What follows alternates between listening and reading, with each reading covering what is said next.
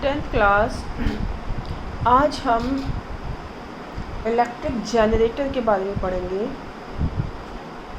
विद्युत जनित। विद्युत जनित क्या है? वह यंत्र जो यांत्रिक ऊर्जा को विद्युत ऊर्जा में बदल देता है। क्या कहलाता है? विद्युत जनित कहलाता है। देखो, इलेक्ट्रिक मोटर में हमने देखा कि उसमें हम इलेक्ट्रिक करंट देते थे तो हमें वो रोटेट होने की मैकेनिकल एनर्जी मिलती थी। यानी कि उसमें हमने इनपुट क्या दिया था? करंट दिया था, तो हमें आउटपुट क्या मिला था? उसकी मैकेनिकल एनर्जी मिली थी रोटेशन की। इसमें हम उल्टा करेंगे, इसमें हम मैकेनिकल एनर्जी देंगे तो हमें करंट मिलेगी। जैसे कि हमने विद्युत चुम्बकीय प्रेरण में पढ़ा था, उसमें हम क्या करते थे? एक मैग्नेटिक फील्ड उत्पन्न करते थे, तो जिससे कि हमें क्या होता था? करंट प्रोड्यूस होती है। ये भी उसी सिद्धांत पर आधारित है।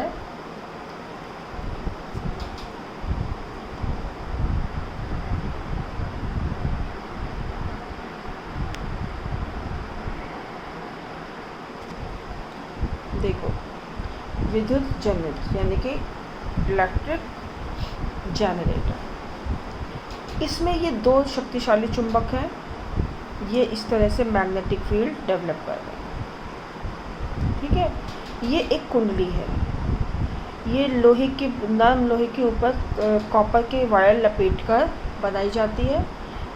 इसके बाद इसे इस शाफ्ट में फिक्स कर देते हैं, जिसके चारों तरफ ये घूमेगी, और फिर इसका संबंध इस तरह से यहाँ पर एक फिक्स उससे कर देते हैं। यहाँ पे टरबाइन है, ये नीचे इसका संबंध यहाँ पे एक दो वाला दिए हैं C1 और ये C2। एक सिरे का संबंध C1 से कर देंगे, दूसरे का C2 से कर देंगे। इनके आगे ये छोटे छोटे जो लगा रखे हैं, ये ब्रश लगे हुए हैं। ब्रश जो है इस परिपथ में फिक्स रहते हैं। ये वलय जो होते हैं ये इसके साथ ऐसे रोटेट होते रहते हैं। ठीक है, तो ये तो थी इसकी संरचना। अब ये कार्य कैसे करेगा?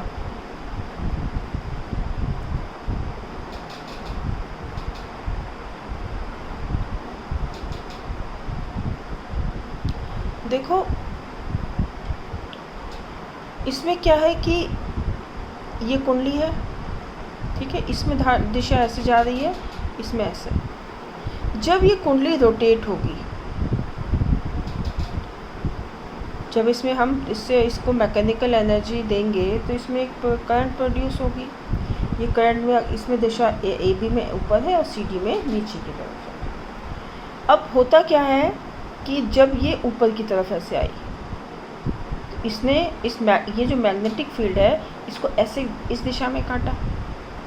इस दिशा में आने के बाद जब ये ऐसे रोटेट होगी, ये ए बी कुंडली नीचे की तरफ जाएगी, तो ये दूसरी दिशा में काटेगी। फिर ये आधे चक्कर के बाद यहाँ आई, इसके बाद ये फिर ऊपर की तरफ ऐसे आई, तो इसने फिर दूसरी दिशा में काटा। फिर ये नीचे की तरफ गई, इसने दूसरी दिशा में काटा। तो हर आधे साइकिल के बाद इसकी जो होती है दिशा पलट जाती है। हर आधे साइकिल के बाद क्या होगा? ये मैग्नेटिक फील्ड को एक विपरीत दिशा में काटेगी। तो जब विपरीत दिशा में काटेगी तब इसकी क्या होता है? इसकी करंट की डायरेक्शन बदल जाती है। तो हम कह सकते हैं कि हर साइकिल में इसकी दिशा बदलती रहती है। इसीलिए इसको हम ऑल्टरनेटिंग करंट भी कहते हैं, यानी कि हर चक्कर में ये बदल जाती है इसकी दिशा।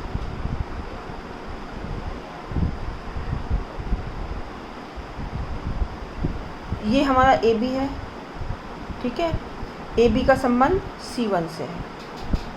ये वाले भी घूमेंगे, ये C1 और C2 चेंज नहीं होंगे। जब ये यहाँ पर गई ऐसे ऐसे, तो क्या हुआ? डायरेक्शन बदल गई। यानी कि ए का संबंध किससे हो गया? C2 से। जब ये यहाँ पे आई तो A1 किससे कनेक्ट हो गई, C2 से, और D किससे कनेक्ट हो गई, C1 से। फिर वापस आई तो फिर A C1 से हो गई, D C2 से हो गई, फिर वापस गई तो A C2 से हो गई, D C1 से हो गई। मतलब इनका कनेक्शन C1 और C2 से इनके कुंडली के घूमने से बदलता रहता है। जैसे ये कुंडली है, मान लीजिए ये ऐसे है कुंडली, इसमें ऐसे दिशा में जा रही है, इसमें नीचे की तरफ जा रही है। जब ये कुंडली ऐसे आएगी तो इसमें तो दिशा ऊपर है, जब ये वापस ऐसे जाएगी उल्टी तो क्या हुआ, ये मैग्नेटिक फील्ड को दूसरी दिशा में काटेगी। तो जब ये दूसरी दिशा में काटेगी तभी डायरेक्शन बदल जाएगी। फिर ये ऐसे आई, ठीक है, इसने ऐसा काटा, फिर ये इस दिशा में काटेगी। जब ये इस दिशा में काटे तो फिर दिशा ऊपर की तरफ हो गई। फिर इसने नीचे की तरफ ऐसे काटा, यहाँ पे आई, फिर इसने नीचे की तरफ काटा, जैसे इसने उल्टी दिशा में काटा डायरेक्शन फिर नीचे की उल्ट बदल गई। तो हर चक्कर में इसकी डायरेक्शन बदलती रहती है। इसको हम कहते हैं विद्युत जनित या इलेक्ट्रिक जनरेटर।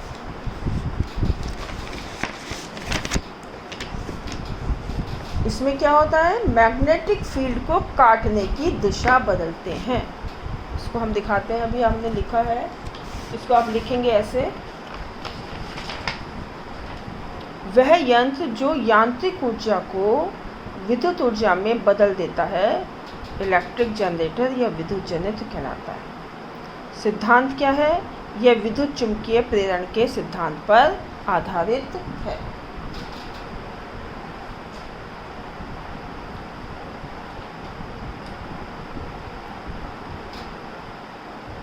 संरचना क्या है, सबसे पहले क्षेत्र चुंबक ये चुंबकीय क्षेत्र उत्पन्न करता है, ये हमारे दोनों क्षेत्र चुंबक हो गए, ठीक। इसके बाद है आर्मेचर या कुंडली, एक नरम मुलायम लोहे का सिलेंडर जिस पर तांबे के तार लपेटकर चुंबकीय क्षेत्र में तीव्र गति से घुमाया जाता है। ये हमारी कुंडली हो गई, इस पे हम तांबे के तार लपेटे हैं, इसको इस तरह से ऐसे रोटेट किया जा रहा है, जो हमने अभी आपको समझाया। सर्पी वलय व ब्रश, वलय C1 व C2 कुंडली के साथ साथ घूमते हैं और B1 व B2 ब्रश का संबंध परिपथ से होता ये नहीं घूमते। ये हमारे पास C1 है और ये हमारे पास C2 है, ये दोनों कुंडली के साथ साथ घूमेंगे, जबकि ब्रश वहीं के वहीं फिक्स है। ये ब्रश B1 है, ये छोटा सा दिखाया, ये B1, ठीक है, ये नहीं घूमेंगे, C1 और C2 घूमते हैं। इसके बाद है कार्यविधि।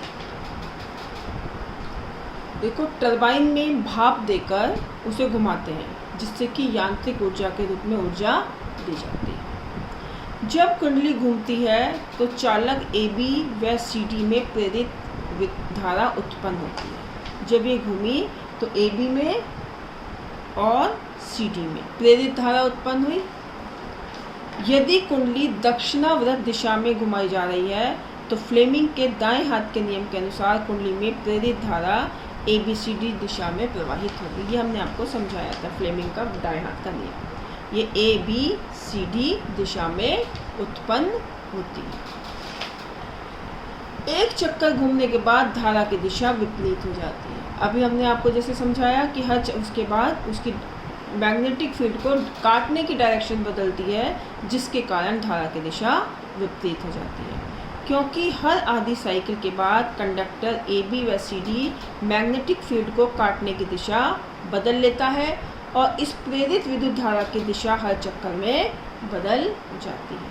इसे ऑल्टरनेटिव करंट या प्रत्यावर्ती धारा भी कहते हैं, क्योंकि यह हर चक्कर में दिशा बदल देती है। ये इसकी कार्यविधि हो गई, ये इसके सिद्धांत और संरचना होगा। ये आप इसको तैयार करेंगे अच्छे से और याद करेंगे।